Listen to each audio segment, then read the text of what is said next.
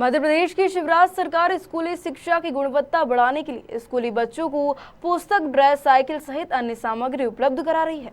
लेकिन जब बदहाल भवन और स्कूल में शिक्षक ही नहीं होंगे तो सरकार की मंशा कैसे पूरी होगी? जी हां, ऐसा ही कुछ नजारा पिपरी तहसील के प्राथमिक विद्यालय में देखने को मिला है, जहां न सिर्फ नौनिहाल बच्चे जर्जर भवन में पढ़ने को मजबूर है, बल्कि शौचालय में पसरी गंदगी की दुर्गंध से परेशान हो रहे हैं।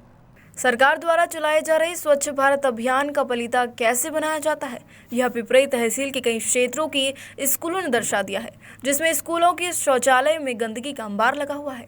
स्कूल प्रभारियों की मनमानी और जिम्मेदारों की मिली भगत से इस और किसी का ध्यान नहीं है।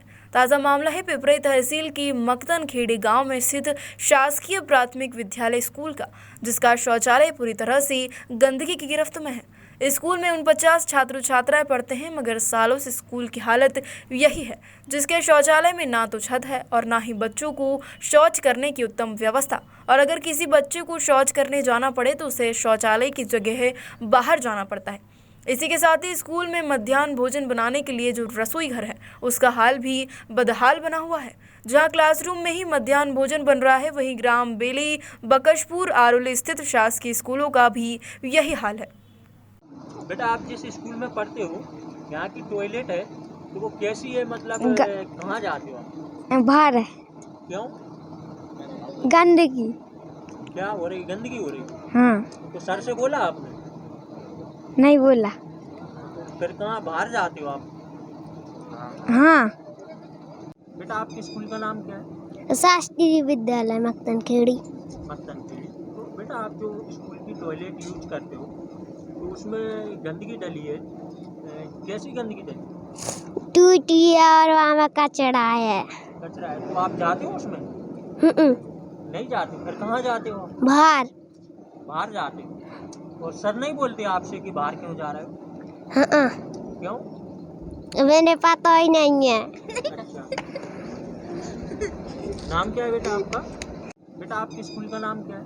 शासकीय विद्यालय मक्तन खेड़ी। मक्तन खेड़ी। तो बेटा, आप जो स्कूल की टॉयलेट यूज करते हो तो उसमें गंदगी डली है, कैसी गंदगी डली? टूटी है और वहाँ में कचरा है। कचरा है तो आप जाते हो उसमें? नहीं जाते। फिर कहाँ जाते हो? बाहर। बाहर जाते हो। और सर नहीं बोलते आपसे कि बाहर क्यों जा रहे हो? हाँ। क्यों? मैंने पता ही नहीं है। अच्छा। नाम क्या है बेटा आपका? बेटा, आपके स्कूल का नाम क्या है? शासकीय विद्यालय साक्षर विद्यालय बक्सनपुर। बेटा, जो आपके स्कूल में गंदगी डली हुई है शौचालय में, तो आप शौचालय कहाँ जाते हो? सर लेटरिन में जाते हैं, गंदगी में। गंदगी में जाते हो तो कितनी गंदगी डली है आपको पता है? सर बहुत सारी। बहुत सारी गंदगी। इस विषय में आपने सर वगैरह किसी को बताया गंदगी का? हाँ सर, बताया था। तो फिर सर का क्या कहना? सर बोलते थे कि करवा देंगे। अच्छा, तो ये कब से है आपको पता है? कब से पढ़ रहे हो आप स्कूल में? मैंने पर की साल नाम लिखवाया था। अच्छा, तो ये गंदगी कब से है आपको पता? गंदगी सर पहले से ही है। पहले से ही है? हाँ। तो आपके गांव मक्तन खेड़ी का शासकीय प्राथमिक विद्यालय स्कूल है, इसमें गंदगी का अंबार लगा हुआ है, तो ये कब से है? 4 से 10 साल हो गए और न बच्चों की देख रेख है, न पढ़ाई तरीका से है। और स्कूल खुलते घंटी बज जात है और ऐसे ही बैठे रहे माड़ी, और न शिक्षकों में मतलब है न शिक्षकों में मतलब है, और न कोई शासकीय कोई कर्मचारी शिक्षा विभाग से कोई ऐसा आ रहा हो कि टाइट सही तरीका से स्कूल चलने चाहिए। हालांकि मेरे कोई पढ़ना ही रहो, वो लोभ लालच नहीं है, केवल भविष्य न बिगड़े जी नई पीढ़ी के नए बच्चों को। तो लगभग ये स्कूल में गंदगी 8-10 साल से पसरी हुई है। हाँ, बिल्डिंग बनी है जब से, बाकी सुचारू रूप से सही तरीका से कोई देखभाल नहीं है ना, जो तरीका शासन को नियम है वह पालन किया जा रहा हो।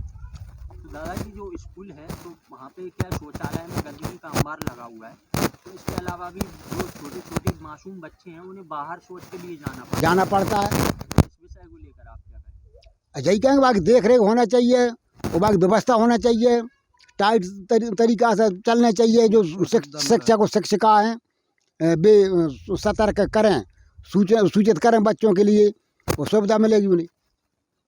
स्कूल शिक्षक ये नहीं करते? वे तो सब ढीले पड़े हैं, एक ग्रुप है उनको, यही चल रही धांधलीबाजी। तो ये 5-7 साल से चल रही है? हाँ, 7-8 साल चल रही है थी। मार साहब, आपका नाम क्या है? मेरा नाम जहार सिंह अहरवार है। तो आप किस पद पर पदस्थ हैं? मैं यहाँ प्रभारी हूँ यहाँ का, कौन से स्कूल का? मक्तन खेड़ी का। मक्तन खेड़ी। जी मार साहब, ये स्कूल के जो शौचालय हैं आपके, जी तो पूरी तरह गंदगी की शिकस्त में है जी। और पूरी तरह से क्षतिग्रस्त हो गए हैं और गंदगी का अंबार लगा हुआ है। इस बारे में आप क्या कहना चाहेंगे? देखिए सर, ग्रामीण उन्होंने क्या काम किया कि वहाँ पे गेट तोड़ ले गए, सीटें फोड़ गए, टाल से ले गए और उसमें है वो अब सीट फूट गई। तो गांव के लोगों का कहना है कि ये स्कूल का हाल लगभग 5 वर्ष से है। तो 5 वर्ष में अभी तक क्या स्कूल के रखरखाव के लिए कोई फंड नहीं आया क्या? नहीं, पिछली साल से ही है ये शौचालय पिछली साल मतलब गेट में तोड़ ले गए और अब की साल कोई फंड नहीं आया। अच्छा, इस साल कोई फंड नहीं आया। अगली साल आया था फंड। अगली साल 10,000 रुपये आए थे।